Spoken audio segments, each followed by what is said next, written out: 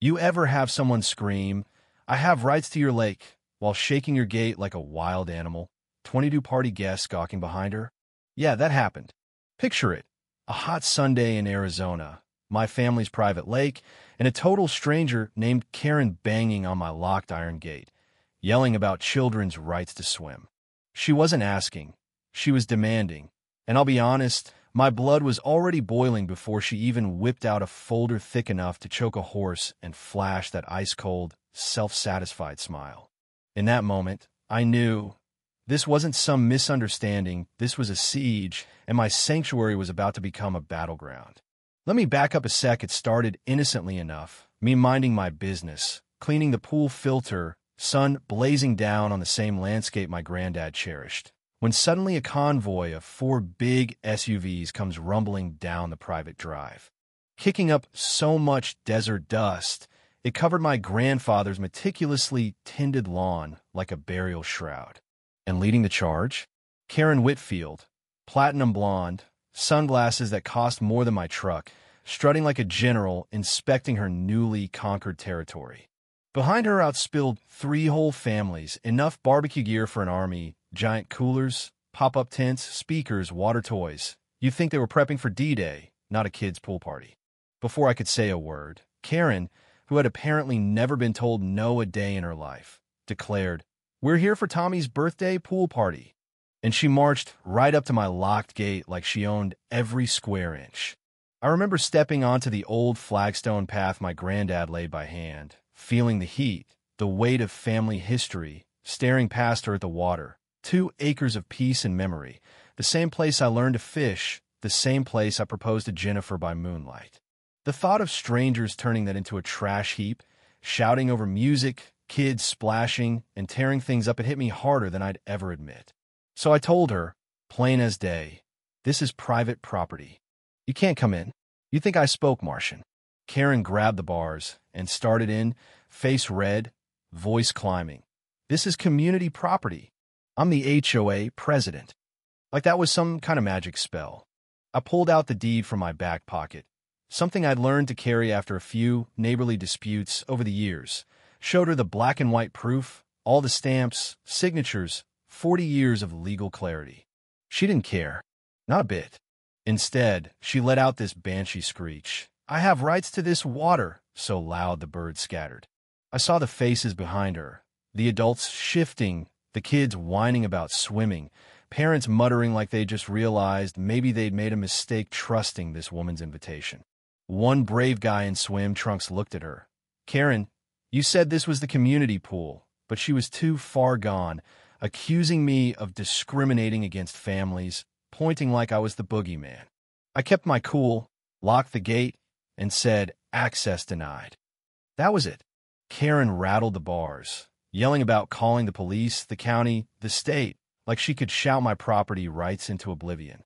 Eventually, after 20 minutes of tears, tantrums, and awkward apologies from her guests, the whole convoy retreated.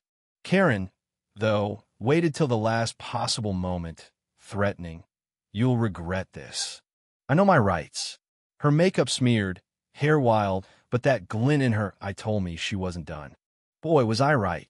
By that evening, my phone was blowing up, hundreds of angry messages, neighbors I'd never met telling me I should share the lake. Why? Because Karen had posted a chopped-up video online, just me saying access denied, then clips of crying children, zero context. The headline? Racist neighbor locks gate, denies children water. I became public enemy number 1 overnight. Hashtag water justice trending, my company's HR flooded with complaints, local news calling for a comment. That's when the police showed up. Officer Thompson, looking exhausted, "Sir, property dispute." I showed him everything, deeds, surveys, taxes, you name it. He read it all, then said, "You're in the right."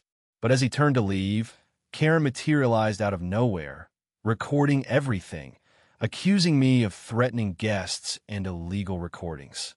Officer checked my phone, saw her screaming, trespassing, acting totally unhinged. Still, Karen had another trick. She shoved a thick stack of official documents at him, legalese about community water rights, old HOA agreements, signatures, seals. She insisted these agreements gave everyone access to my lake. For a second, even I wondered if I'd missed something. Officer Thompson pulled me aside, dead serious. Document everything. This woman knows too much about property law for this to be random. That gave me chills. Next day, running on caffeine and anger, I started digging into Karen Whitfield. What I found was straight out of a crime novel. 3 families in 5 years, all driven from their properties after Karen declared their ponds, pools, or gardens community features, launching harassment campaigns, lawsuits, and social media mobs. Every time, the family ended up selling, cheap, to shell companies tied to developers, and every time, Karen or her LLC profited.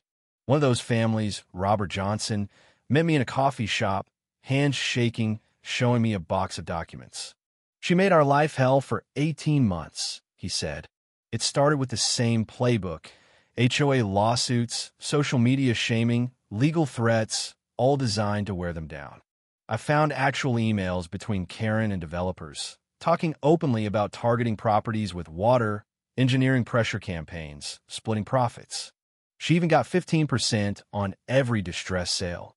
My lake, already designated as a community asset by an emergency HOA resolution, signed by her alone, no vote. There were even unauthorized surveys, architectural plans for a water park to replace my home. It was a con on a massive scale. That's when I brought in Jennifer Adams, a property rights attorney with a reputation for going after HOA bullies.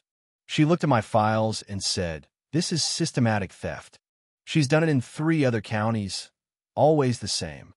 But Karen had already filed a court motion for community access, seeking a judge's order forcing me to let strangers into my lake while her team argued their fake case. If the court granted it, I could lose control of my property before I even had a chance to fight. The first hearing? The courtroom was packed. Karen had whipped up the community, coached them to show up, coached them to tell sob stories about greedy property owners denying children water.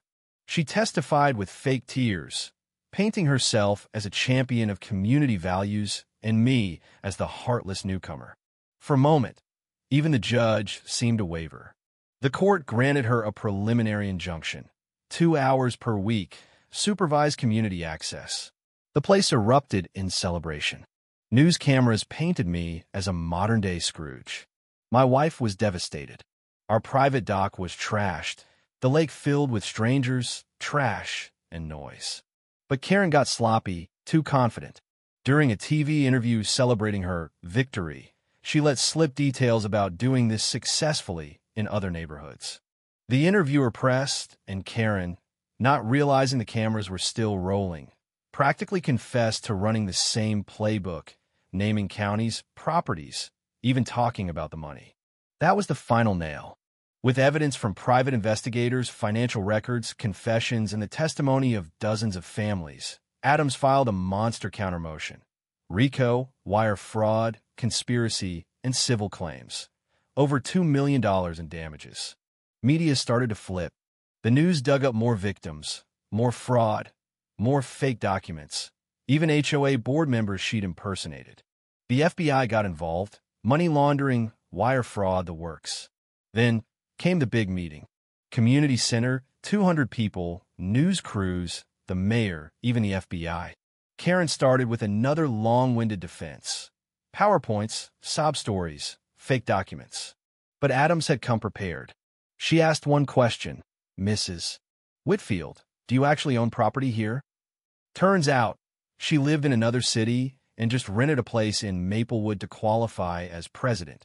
Adams then revealed $87,000 in embezzled HOA funds, photos of other properties, victim statements, forged signatures, proof that every water access document Karen had ever produced was a fake. And then, live, on camera, FBI agent Parker strode to the front and read out the arrest warrant. Karen totally lost it, screaming about her rights as they cuffed her and marched her out, her supporters left stunned and speechless. From there, it was all resolution. The court dismissed the injunction, restore my rights. The HOA reimbursed legal fees, and Karen's crimes were headline news. 6 months later, she pled guilty to everything. 8 years in federal prison, $2.3 million restitution, lifetime ban from HOAs. Her lawyer did jail time.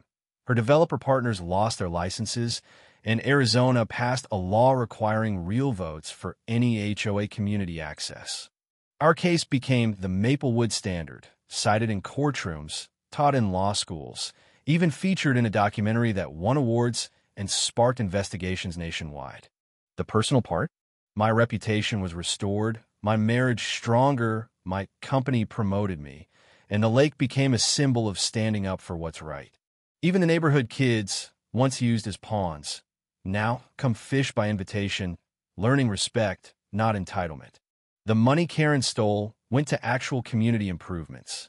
As for Karen, she was released after 6 years, banned from Arizona, working retail in Oregon, still posting about property owner greed, but ignored by everyone except law students studying her downfall. My son asks why she tried to steal our lake. I tell him, some people confuse power with rights. Real rights come from respect and law, not from bullying. So here's my question.